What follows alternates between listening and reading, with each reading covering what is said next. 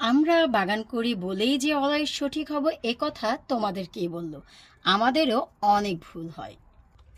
Hello everyone, আসসালামু আলাইকুম। কেমন আছো তোমরা সবাই? আলহামদুলিল্লাহ, আমি তো আছি অনেক ভালো। আশা রাখছি তোমরাও ভালো আছো। এই বছর এত বড় ভুল হয়েছে তা কি আর বলবো। আমরা যারা বাগান করি আমাদেরও ভুল হয়, আর এই ভুলটাই আমি তোমাদের সাথে শেয়ার করব। মনটা এত খারাপ, তারপরেও মুখে দেখো কত হাসি। ভুল হতেই পারে, মানুষ মাত্রই ভুল। তো ভুল একটা ডিসিশনের কারণে দেখো আমার কি ক্ষতি হলো। তো চলো সেটাই তোমাদের সাথে শেয়ার করি।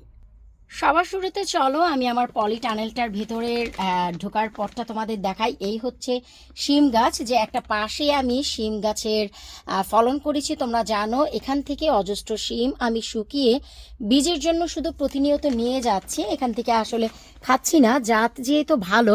আর এই যে দেখতে পাচ্ছ পাতা, শুধু অবস্থা দেখো। সব কিছু এক্সপ্লেন করব এই আজকের ভিডিওতে। আর এই পাশটার পর হচ্ছে তোমরা এই যে জায়গাটা দেখতে পাচ্ছ, খুব শখ করে করলার এই পটগুলো আমি রেডি করেছিলাম অনেক আগে থেকে, সেই ফেব্রুয়ারি মাস থেকে। আর এই যে দেখতে পাচ্ছ, এই 1 2 3 4, এই 4টা পট যে দেখতে পাচ্ছ, এই 4টা পটেই হচ্ছে আমার করলা গাছ। এই যে তোমরা দেখতে পাচ্ছ প্রথম 3টি পট, এই 3টি পটে হচ্ছে 9টি করলার গাছ। আর পরের যে 2টি পট দেখতে পাচ্ছ, ওই যে একটা ওই যে একটা, ওইখানে 6টি হচ্ছে আমার থাই করলার গাছ। তো এখন কথা হচ্ছে, এই যে দেখতে পাচ্ছ এ পাশে তোমার করলার গাছ অনেক সুন্দর করে বড় সড়ো হয়েছে। তো এইখানে করলার পরিবর্তে আমার প্রত্যেকটা গাছে উস্তা চলে এসেছে। আর সেই উস্তাগুলো আমি নিয়ে নিয়ে ভাজি করে খেয়েছি। মনে ভীষণ কষ্ট যে করলা লাগিয়ে উস্তা কেন বের হবে। আর এই হচ্ছে উস্তা, তোমরা দেখতেই পাচ্ছ, আমি একটু কাছ থেকে দেখাচ্ছি। এই যে উস্তা, এই যে উস্তা, উস্তার ফলনও কিন্তু খারাপ হচ্ছে না, মোটামুটি ভালোই হচ্ছে। তো কথা সেটা না। আর তোমরা ভালো করেই জানো যে গত 2013 থেকে এই পর্যন্ত আমি কিন্তু আমার বাগানে কোনোদিনও উস্তা ফলন করিনি। সো এই বীজটা হচ্ছে আমার একটি ওয়েবসাইট থেকে নেওয়া ছিল, একজনের কাছ থেকে, একটা ভাইয়ার কাছ থেকে। তো যাই হোক, আমি সেই ভাইয়ার নাম বলছি না বা আমি তার দুর্নামও করছি না। আমি জাস্ট এইটুকুই জানতে চাচ্ছি যে এই যে দেখো করলার পলিটানেলে আমি মে মাসে না, আমি এপ্রিল মাসে সেই বীজগুলোকে কি করলাম, সুন্দর করে চারা করে, যেহেতু পলিটানেল ঝড় বৃষ্টি থেকে বেঁচে থাকবে, তাই এই সাইডে শিম গাছের সাথে সাথে আমি এই করলার গাছ, তার সাথে সাথে আমার যে থাই করলার বীজ ছিল সেগুলো এখানে দিয়ে দিই।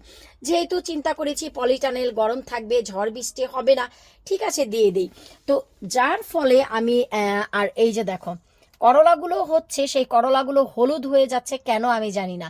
সেম যত্ন, সেম খাদ্য দিচ্ছি, তো আমি কোনো কিছুই বলতে পারবো না যে এইটা কেন এমন। এই বীজটা আমার না, সেটা আমি জানি, কারণ আমার যে বীজ ছিল তা তোমরা সব নিয়ে নিয়েছো। আমার বীজ থেকে যে চারা বানিয়েছিলাম সেগুলো তোমরা সব নিয়ে নিয়েছো। শেষে আমি 3টে রেখেছি, তারপর বাকি আমার যা 2 সেট বীজ ছিল, যেগুলো আমি তোমাদেরকে শেষের দিকে মানা করে দিয়েছি, যদি তোমাদের মনে থাকে যে না আপু আমার নিজের কোনো করলা গাছ রইলো না, তাই তোমরা এখন আমার জন্য এই দুটো রেখে দাও, আমি নিজে লাগাবো।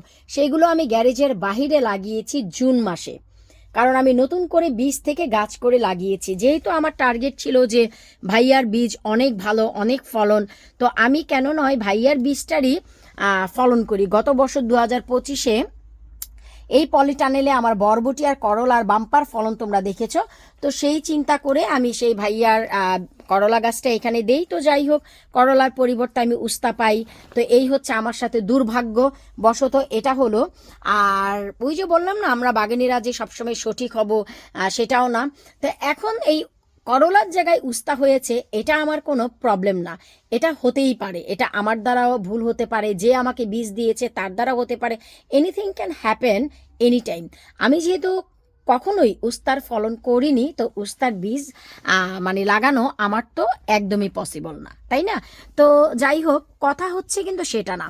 কথা হচ্ছে যে শুরুতেই আমি যখন এই পলিটানেলটা আবার রিডেকোরেশন করি, তখন গত বছর আমার এই নেটটা ছিল না।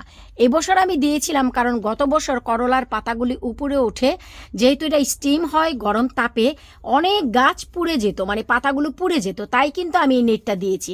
তারপরেও দেখো আমি কিন্তু সফল হলাম না। এবছর এই নেট ভেদ করেই উপরে দেখো কি পরিমাণ তোমার করলার পাতা উঠে গেছে, পাশে একটা শিম গাছ আছে সেই পাতা উঠে গেছে। তো আমি চিন্তা করলাম এত ছোট নেট দেওয়ার পরেও পাওয়ারফুল করলার ডগা পাতা চলে গেছে, তার মানে এটাও একটা বকবাস আইডিয়া, এবছর আমি এই নেটও কেটে ফেলবো। তার কারণ একটাই যে চিন্তা করব যে আগামী বছর যদি এখানে কোনো গাছ লাগাই, উপরের দিকে যদি পাতা ওঠে, উঠতেই আমি সেগুলো কেটে দিব, যেন তাপে স্টিমে ঘামে এইরকম গরম হয়ে পচতে না পারে। অথচ বিগ বিগ স্পেস থাকলে হাত দিয়ে সেটা মেনটেন তো করতে পারবো। এখন দেখো একদম নিরা ছাড়া আমি কিছুই করতে পারছি না। এরপর আসো, এবছর আমার এখানকার করলার কোনো মানে সম্ভাবনাই নাই। আমার বাহিরে যেটা হচ্ছে তোমার গ্যারেজের সামনে সেটাই সফলতা আছে। আর এই হচ্ছে থাই করলা। আলহামদুলিল্লাহ, থাই করলা আমার যে আসেনি সেটা বলবো না, বেশ কয়েকটা আমি ভাজি খেয়েছি। আর এই যে তোমাদের দেখাচ্ছি, দেখো এটা কিন্তু নেটের বাইরে হয়েছে। এটাও আমার পক্ষে পসিবল না, যখন এটার বীজ টিজ পেকে যাবে তখন আমি বের করব কিভাবে। এই যে দেখো এখান দিয়ে হাত দিয়ে তারপর, মানে মোট কথা অনেক কষ্ট হবে, ইটস ওকে। তো এই হচ্ছে আমার এখানে হয়েছে থাই করলা। আবার যদি একটু উপরের দিকে ওঠো, এই যে দেখো থাই করলা, এই যে তারপর এখানে আসো, এই যে দেখো থাই করলা আলহামদুলিল্লাহ। আবার এই যে দেখো এখানেও তোমার থাই করলা। আবার আমি একটু তোমাকে ঘুরিয়ে ঘুরিয়ে একটু দেখাচ্ছি, এই যে দেখো থাই করলা। তো মাশাল্লাহ থাই করলাটা তো ভালো হয়েছে, কিন্তু এখানে 6টি গাছ, 6টি গাছ অনুযায়ী আমার কিন্তু ওই রকম করলা আসেনি। তোমরা সেটা চিন্তা করবা, এটা একদমই ভুল। কারণ কি জানো, এই যে থাই করলাটা যে দেখতে পাচ্ছ, 16টা থাই করলা আমি হচ্ছে ওই যে উপরের দিক থেকে টেনে টেনে ফেলে দিয়েছি। সবগুলো হলুদ হয়ে স্টিম হয়ে শুকিয়ে পচেছিল। যেমন কি এই যে দেখো, এই যে শিম গাছের ফুলগুলো, এই যে দেখো শিমের ফুলগুলো, এই যে শিমের ডগাটা, এটা আমি মাত্র টান দিয়ে বের করেছি, এইটাও সেই নেটের ভিতরেই চলে গিয়েছিল। সো আমার একদম আইডিয়াটা বকবাস, একটা ভুল আইডিয়া হয়ে গেছে। মানে এবছর সামারটা গেলেই সবার আগে এই সৌন্দর্যকে মারো গুলি, এই যে এটাকে আমি কেটে ফেলবো। সো নেটটা আমি রাখবো না। তো যখন দেখলাম যে আমার করলা গাছে শুধু থাই করলাটা সাপোর্ট দিচ্ছে, 16টা থাই করলা উপরের দিকে হয়েছে, তার কোনো দরকার ছিল? তোমরাই বলো। তো এই যে দেখো আমি যে বলছি, এই যে দেখো একখান করলা, এই যে থাই করলা। তো চলো তো দেখি এটা বের করতে পারি কিনা। এভাবে করে আর কত করা যায় বলো, এত কষ্ট করে। এই যে দেখো, এই যে, তো এইরকম করে আমার যে কত করলা উপরের দিকে নষ্ট হয়েছে। এখন চিন্তা করছি নেটটা যদি না দিতাম, অ্যাটলিস্ট করলাগুলো তো আমি ঝুলিয়ে দিতে পারতাম, তাই না? তারপর হচ্ছে পাতাগুলো আমি কেটে ফেলতে পারতাম। তো এটাই আমার ভুল হয়ে গেছে এবছর। ইনশাল্লাহ নেক্সট ইয়ার আমি খেয়াল রাখবো। তো যেহেতু আমার এই করলা গাছগুলো আমার নিজের ছিল না, বীজ অন্যর কাছ থেকে নেয়া, এবছর যেহেতু আমি করলাটা পাইনি, সেই কারণে মন এত খারাপ ছিল, যার ফলে আমার এই পলিটানেলের চেইন তো লাগানোই, কি পরিমাণ যখনই আসতাম মৌমাছি আর মাছি এটার ভিতরে ভো ভো করতো। এই যে দেখো পাতাগুলো কি করছে, আমি একটা পাতায় একটা জায়গায়ও আমি তোমার কোনো কীটনাশক ব্যবহার করিনি। তার ফলে দেখো যে কি অবস্থা, মানে এত জঘন্য লোভী। শুধু আসি, শিমগুলো হচ্ছে তোমার পাকে, আর আমি হচ্ছে নিয়ে যাই বীজের জন্য। খুবই খারাপ মানুষ আমি, এবার খুবই খারাপ কাজ করছি। আসলে করলার ফলন করতাম আমি এই পলিটানেলে, যেহেতু হয়নি মনটা একদমই ভেঙে গেছে, যে কারণে আসলে এই অবস্থা। তো এখন কি করব, এই মরা পাতাগুলো চলো সবার আগে একটু ছাঁটাই বাছাই করি। পরিষ্কার করতে গিয়ে কি পরিমাণ মাছি আর মৌমাছি যে পেলাম, আমাকে যে কাটেনি এটাই হচ্ছে সৌভাগ্য। শিম গাছটার অবস্থা দেখো, যে আমি সব মানে কেটে ছাঁটাই করে দিয়েছি, কারণ কি পরিমাণ যে শিম এখানে আসছে আমি কি আর বলবো। উপরের দিকেও সাইড থেকেও, ওই যে দেখো, যে কারণে শিমগুলো পাওয়ার লোভে আসলে আমি কাটলাম না, নয়তো কেটে ফেলতাম। শুধু তাই না, একটা জিনিস দেখো, আমি উপরের দিকে যেমন নেট বলেছিলাম যে কেটে ফেলবো পরে নেক্সট ইয়ারের জন্য, এই যে দেখো আমি এখনই কেটে ফেলছি। কেটে উপরের দিকে পাতা মোট ভর্তি করে আমি কেটে ফেলছি। এতে করে যদি গাছের মেইন আগা ডগা কেটেও যায়, আই ডোন্ট ইভেন কেয়ার। কারণ এই যে দেখো, এখান থেকে দেখলেই বুঝতে পারবা, এই যে দেখো এটা হচ্ছে মেইন জয়েন্ট ছিল এখানে। এই যে আমি দেখো এটা কেটে উপরে থেকে নিয়ে নিলাম, কারণ হচ্ছে এখন আমার এই করলা গাছ সম্বন্ধে কোনো মানে ইচ্ছে শখ কোনো কিছুই নেই। থাই করলাটা 16টা অলরেডি তোমার কি বলে আমি ফেলে দিয়েছি। আর এইমাত্র দেখো এখানে একটা ঝুলালাম, এই তো যদি আগা ডগা কেটে এগুলো বেঁচে থাকলো তো 16টা থাই করলা অলরেডি মরে গেছে আমার এই নেটটা দেওয়ার কারণে স্টিম হয়ে শুকিয়ে একদম এরকম করকরা হয়ে গেছে। এই যে দেখো পাতার কোনো অস্তিত্ব নাই, মানে করকরা হয়ে গেছে। আর বাকি বেশ কয়েকটা ভাজি খেয়েছি, আর এখন যা আছে যদি হয় কিছুটা বীজ রাখবো। মন ভীষণ খারাপ, ইচ্ছে ছিল এই পুরো করলা গাছ এখন তুলে ফেলবো, কিন্তু আসলে এখন মনটা খারাপ যে কারণে কিছুই করছি না।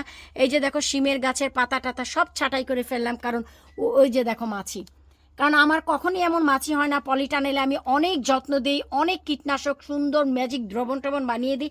যেহেতু করলা গাছটায় সাপোর্ট করেনি, মনটাই খারাপ হয়ে গেছে।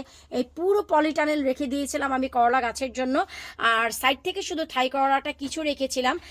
প্ল্যানই ছিল যে আমি করলার ভালো একটা ব্র্যান্ডের বীজ নিয়েছি, তো ঠিক আছে আমার নিজেরটার উপরে আমি ট্রাস্ট না করে দেখো আমি হচ্ছে কেনাটা দিয়েছিলাম। তো এনিওয়েজ, আর যেহেতু অনেক বেশি ঝড় বৃষ্টি হচ্ছিল তোমার এপ্রিলের শেষের দিকে, মে মাসের দিকে, তাই আমি এই পটগুলো আসলে এখানে এনে রেখেছিলাম। কাকিয়া শিমের বীজগুলো শুকিয়ে শুকিয়ে আমি শুধু রাখছি, এখান থেকে খাওয়া হয়নি। কারণ হচ্ছে চিন্তা করলাম যে ঠিক আছে এটার ফলন যেহেতু অনেক কম, আমি সেল করার পর আমার কাছে বেশ অল্প কয়েকটা বীজ ছিল, গাছ ছিল, তো ওইগুলো আমি লাগিয়েছি। মোট মনে হয় 4টা গাছ আমি রেখেছিলাম, বাকি তোমাদের দিয়ে দিয়েছিলাম যে এই বছরের জন্য যেন আবার কিছু বীজ করতে পারি। তাছাড়া এখানে কিন্তু এই পট ছিল না, আমার টার্গেটই ছিল, মূল কাজই ছিল হচ্ছে এই করলা করা। যেহেতু এবছর হয়নি, ইনশাল্লাহ নেক্সট ইয়ার আবার আমি করব। কারণ এর মানে এই না যে আমি পিছিয়ে যাব, আর বরাবরই একটি কথা আমি কিন্তু তোমাদের বলে আসছি, আর সেটা হচ্ছে আমি একটা কথাই তোমাদের বলি যে এদেশে সিজন খুবই কম। সিজনটা যদি তোমাদের মিস হয়ে যায় তাহলে অনেক কিছুই মিস হয়ে যাবে। তাই সঠিক সময়ে সঠিক কাজ করো গাছের জন্য, তবেই না তোমরা ভুরি ভুরি ফলন পাবা। এইমাত্রই নিচ থেকে একটি লাউ তুলে নিলাম, কারণ হচ্ছে সঠিক সময়ে সঠিক যত্ন যদি দিতে পারো তাহলে লাউয়ের মাচায় তোমার লাউ ঝুলতেই থাকবে। শুধু তাই না, যেখানেই তুমি ভালোবাসা ছড়াবা সেখানেই তুমি দেখবা তোমার ভালোবাসার ফলন চলে এসেছে। এই জন্য আমি বরাবরই বলি যে তোমরা সঠিক সময়ে সঠিক কাজটি করো, দেখবা তোমাদের গাছেও এইরকম ফলন ভুরি ভুরি চলে আসবে, এতে কোনো সন্দেহ নেই। আর আমি যেহেতু করলার গাছটা নিয়ে সফলতা পাইনি, ইনশাল্লাহ সমস্যা নেই। আর কোনো সিজন যেহেতু চলে গেছে, তাই এখন তো ভাই আমি আর কিছুই করতে পারবো না, আমার হাতে আর কিছুই নেই। আমার নিজের করলা গাছগুলো যেগুলো জুন মাসে লাগিয়েছি এখনও ফলন শুরু করেনি, ইনশাল্লাহ করবে, কারণ সফলতা আমাকে অনেক অনেক অনেক বেশি দিচ্ছে। এই হচ্ছে দেখো আমি তোমাদের কাছ থেকে রিকোয়েস্ট করে যে 4টি করলা গাছ রেখেছিলাম, সেই করলা গাছের সফলতা দেখো। এগুলো হচ্ছে গত বছরের গছ করলাগুলো, নিশ্চয়ই তোমাদের মনে আছে, যার বীজ গাছ পায়রা করলা এই যে আমি তোমাদের দিয়েছিলাম। ইনশাল্লাহ এবছরও দেখো এগুলো কিন্তু কদম চুমছে।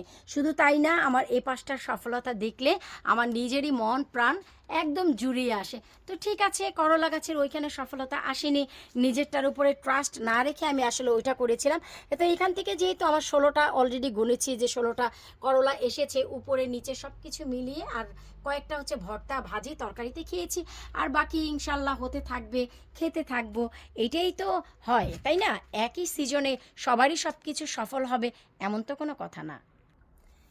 তাই আমি বলবো যে আমি যে ঠকেছি এর মানে এই না যে তোমরাও ঠকবা।